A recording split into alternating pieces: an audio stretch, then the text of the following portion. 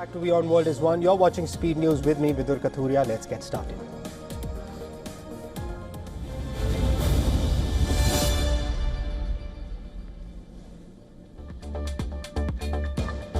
US President Donald Trump says there's a good chance of a deal to end the war in Ukraine following recent US talks with Kyiv. His comments come as a US envoy prepares to travel to Russia for follow-up negotiations. US Secretary of State Marco Rubio expressed optimism about progress despite the challenges of ending the more than 3-year conflict, emphasizing a goal of preserving Ukraine's sovereignty and independence. The talks build on a US blueprint for peace developed over the past 2 weeks.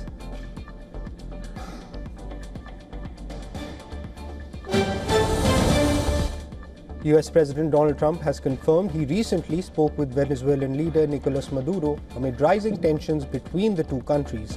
The US has increased military presence in the Caribbean, while Trump warned that Venezuelan airspace should be considered closed. Following his statement, 6 airlines cancelled flights to Venezuela, although Caracas airport continues to operate normally.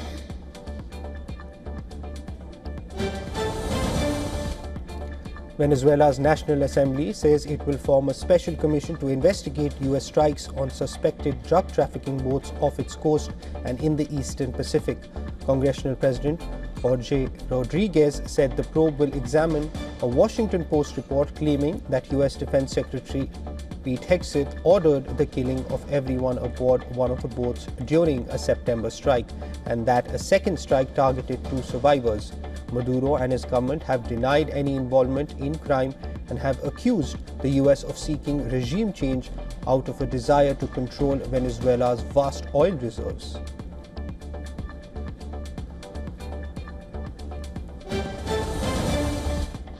South African President Cyril Ramaphosa has dismissed US President Donald Trump's threat to bar Pretoria from the 2026 G20 summit, calling the claims baseless. In a national broadcast, Ramaphosa insisted South Africa remains a founding and a committed member of the G20. Trump had said the US would not invite South Africa, repeating allegations of genocide against South Africans and land seizures, accusations Ramaphosa labeled blatant misinformation. This year's G20, hosted by South Africa, wrapped up with broad international participation except from the United States, which skipped key meetings citing those same allegations.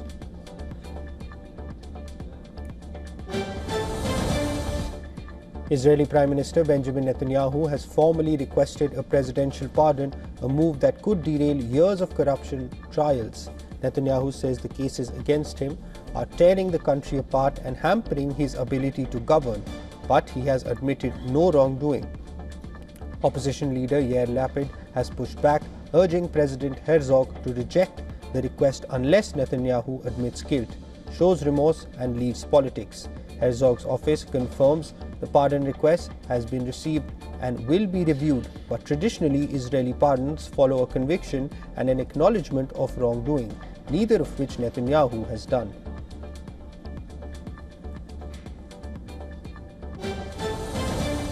Israelis gathered outside President Isaac Herzog's residence protesting after Prime Minister Benjamin Netanyahu's move. One of the protesters urged the president to prioritize the public over politics.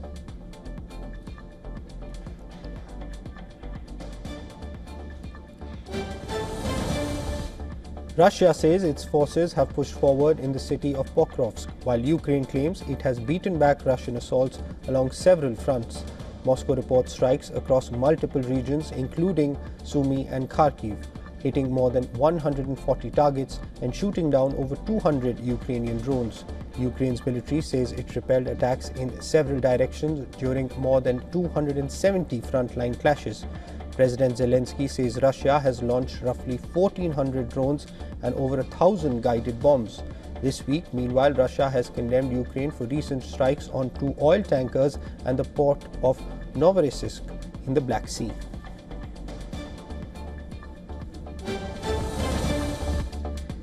India is set to begin discussions on the potential purchase of Russian fighter jets and a missile defense system during President Vladimir Putin's visit this week.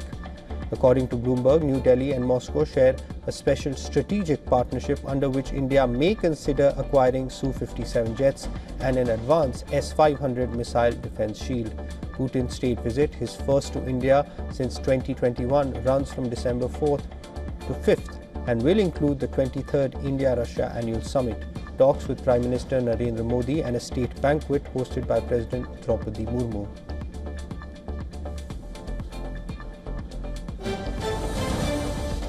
Bangladesh says it expects India to extradite deposed Prime Minister Sheikh Hasina at the earliest opportunity, but insists the issue won't affect bilateral ties.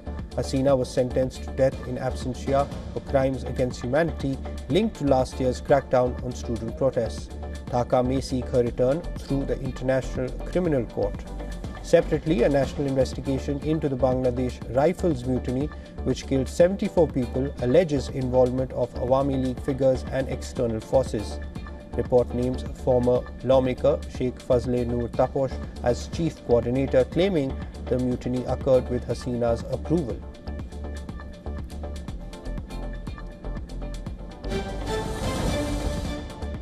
Flying over Taiwan's east coast, a small civilian aviation company is taking on a big defense role. Apex Aviation, normally focused on training and charter flights, has outfitted a light aircraft with a powerful US-made radar to track Chinese warships. It's offering that surveillance data directly to Taiwan's military as the government encourages private sector support under its new Whole of Society Resilience initiative. Taipei is boosting defense spending towards 5% of GDP and planning major new US arms purchases, but the Defense Ministry says it's still cautious about outside partners.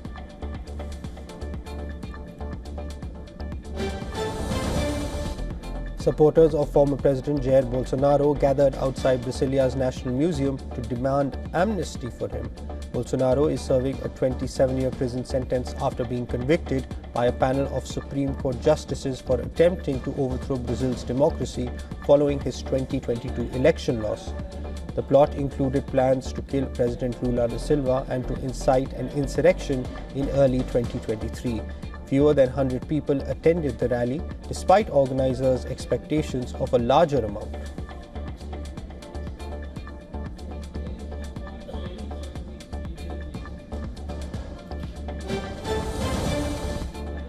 A dozen migrants remain stranded at Chile's border with Peru, caught between threats of deportation and a militarized frontier.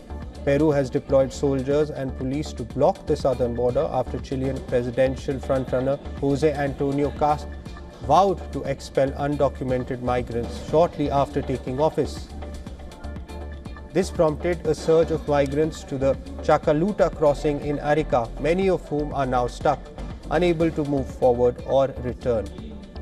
Cast, who faces leftist Jeanette Jara in months' runoff, has made strict immigration policies a cornerstone of his campaign.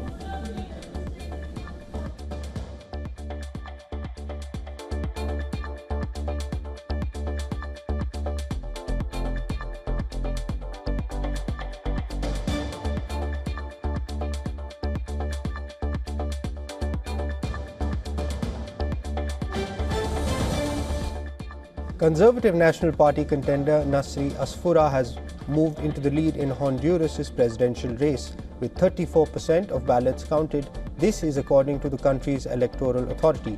The 67-year-old former Tegucigalpa mayor, who has received backing from US President Donald Trump, is seeking to return to his party to power. The National Party's previous leader, Juan Orlando Hernandez, is currently serving a drug trafficking sentence in the United States.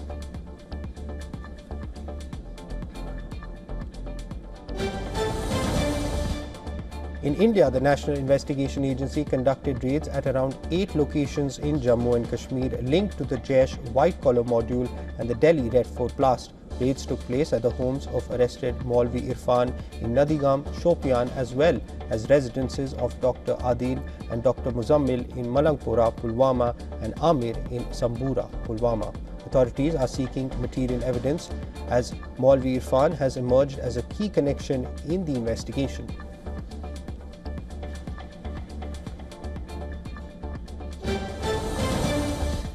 Rio de Janeiro kicked off the Christmas season with the unveiling of a towering 80-meter Christmas tree on Botafogo beach. Thousands gathered along the shoreline as the structure, about the height of a 30-story building, lit up with more than 2 million LED lights. The display goes beyond traditional holiday colors, showcasing patterns inspired by Rio's natural scenery. Now standing brightly in Guanabara Bay, the floating tree has quickly become Rio's newest and dazzling Christmas attraction.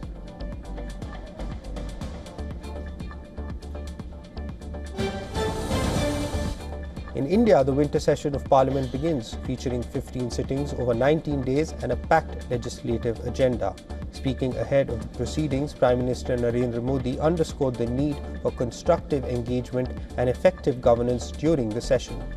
The government plans to introduce 14 bills. The opposition has pressed for a debate on national security after the recent Red Fort blast and also demanded discussions on electoral roll revisions and rising air pollution.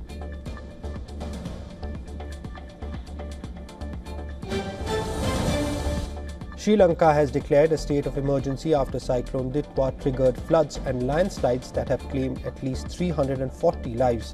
President Anuna Kumara Dissanayake warned that recovery will take time, calling it the country's most challenging and national disaster. The Indian Air Force, working closely with Sri Lankan authorities, conducted major rescue and evacuation missions in the landslide-hit Kotmale region, which remains cut off by road. Under Operation Sagar Bandhu, the IAF rescued dozens, including critically injured patients, as relief efforts continue in the devastated areas.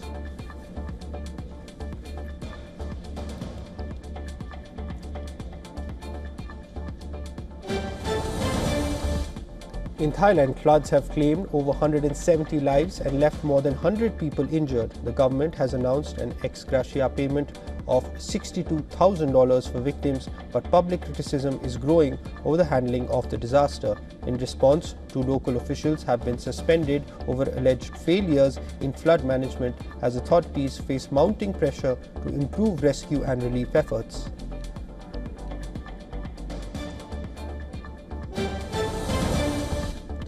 In Indonesia, floods and landslides have claimed at least 442 lives, injured over 600 and left more than 400 people missing. Video from the National Disaster Mitigation Agency shows entire neighborhoods submerged under brown floodwaters. Rescue operations are hampered by bad weather and limited equipment, slowing aid delivery to affected areas, including Sibolga city. Reports say desperate residents are breaking into shops and wading through floodwaters to access food, medicine and other essentials as the country struggles to cope with the disaster.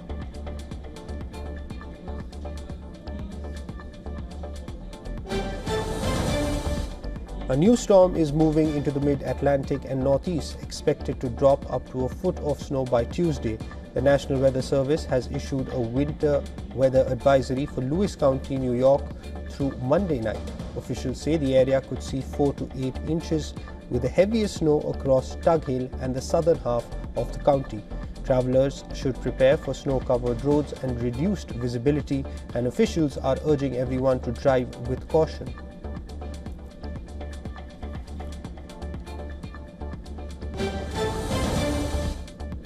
According to a German newspaper, Deutsche Telekom and the Schwarz Group are planning to jointly build a gigafactory for artificial intelligence. An AI gigafactory is a facility designed specifically to support the massive computing needs of AI. The German newspaper said that the Germany-based telecoms giant and unlisted retailer Schwarz are in talks to apply for the large data centers funded by the European Union. The European Commission this year unveiled plans to provide $20 billion in funding to construct AI data centers to catch up with the US and China.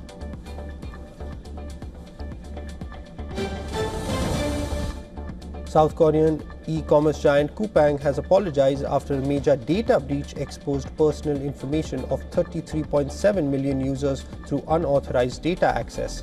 The breach exposed customers' names, email addresses, phone numbers, shipping addresses, and certain order histories, but not payment details or login credentials. Kupang said the unauthorized access of personal information was believed to have started on June 24th through overseas servers. The company says it detected the breach on November 18th, reported it to the authorities, and is now working with law enforcement and regulators.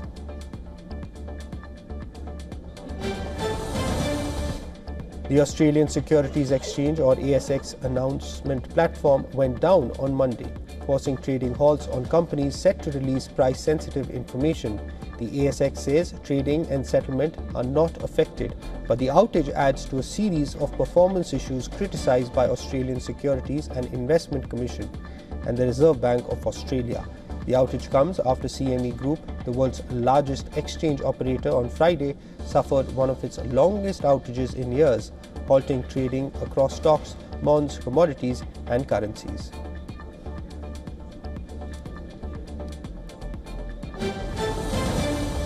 According to a Bloomberg News report, data center operator CyrusOne has installed additional backup cooling capacity at its Aurora, Illinois data center after a failure last week triggered an outage at CME Group for several hours. CyrusOne said that it has restored stable and secure operations at its Chicago 1 data center in Aurora, Illinois, and also they have installed additional redundancy to the cooling systems to further enhance continuity. Last week on Friday, CME Group faced an outage which caused trading in futures, commodities, currencies and bonds to be halted for several hours.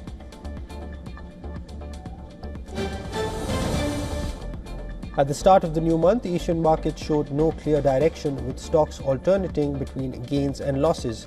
Traders eye a flood of economic data ahead of an expected interest rate cut from the Federal Reserve this month.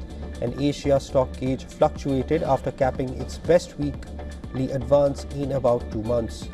Wall Street futures pointed to a lower open despite a reversal on Friday in a volatile month. Data in the week ahead will provide cues to the Fed rate path next year. Inflation and consumer demand data will be of crucial interest. Investors are also getting ready for possible changes in the leadership of the central bank. President Trump said he has chosen the next Fed boss, and White House economic advisor Kevin Hassett said the markets were prepared for the announcement of a new Fed chair.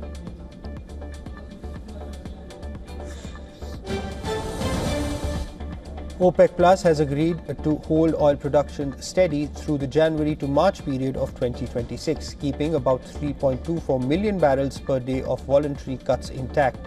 The decision, which includes a new capacity assessment mechanism for setting future baselines from 2027, reflects the group's caution amid concerns of a looming global supply glut and weakening demand. Following the meeting, oil prices rose, with Brent crude rising above $63 per barrel and US crude also rising more than 1% to nearly $60 a barrel, as markets welcome the pause in output hikes even as supply concerns persist. However, analysts warn that elevated supplies, especially if more sanctioned producers return, could exert downward pressure on prices through 2026, keeping market outlook cautious. Bitcoin drops below $86,000 in early Asia trading as broad risk-off sentiment weighed on cryptocurrencies. Ethereum and Solana, among other tokens, also saw a sharp decline. The drop came amid growing macroeconomic uncertainty, with investors wary of tighter monetary policy and fading rate cut hopes, triggering a wave of selling across crypto markets. Some analysts argue this dip could mark a potential entry point given historic patterns where price corrections attract long-term institutional interest.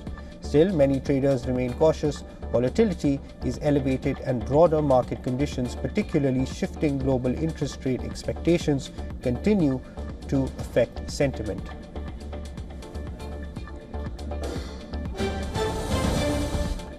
Virat Kohli rolled back the years with his 52nd ODI century as India beat South Africa by 17 runs to take a 1-0 lead in the 3-match series. Fans packed the JSCA International Stadium in Ranchi to Kohli and Rohit Sharma. The veteran duo added 136 runs for the second wicket before Rohit fell for 57. India then lost 4 more wickets for just 39 runs, but Kohli held firm, reaching his 52nd ODI century of 102 balls. his first since an unbeaten 100 against Pakistan earlier this year in the Champions Trophy.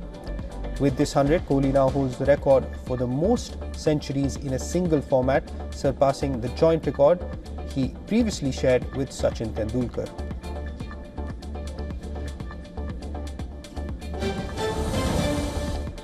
Spanish film The Good Daughter has created history at Estonia's Tallinn Black Nights Film Festival. For the first time, one film has won both the Grand Prix and the Audience Award. The movie dominated the 29th edition, which honoured filmmakers across 6 sub-festival programs. The event took place from November 7th to November 23rd. The Spanish drama emerged as the biggest winner of the year.